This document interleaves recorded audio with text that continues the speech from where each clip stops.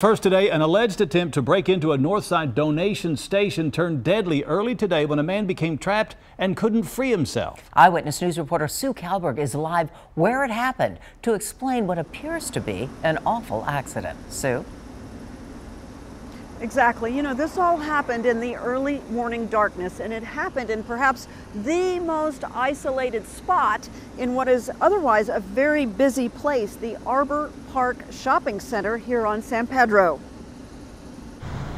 First responders say a woman walking around the building noticed a body hanging from the drop chute of the Green Education Foundation. The caller told the dispatcher that it appeared somebody tried to break into this bin by lifting this heavy gate, and they became trapped. There is a surveillance camera mounted over the site and signs warning trespassers the location is monitored, but help didn't come. First responders believe the man suffocated, but there's been no ruling yet on the cause of death by the medical examiner. So there's a toll-free number for more information. I'm just going to call it real quick. We called the company. Record your message at the tone. And received no call back. This message is marked urgent. The property managers of the shopping center have been silent as well. One neighbor said it's been months since he's seen any transients in the area, but a nearby trash container looks as though it too was ransacked, with the remains of food items thrown on the ground.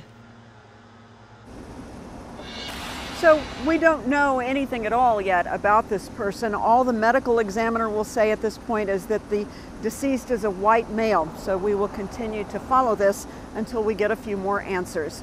Live in North San Antonio, Sue Kalberg, KENS 5 Eyewitness News.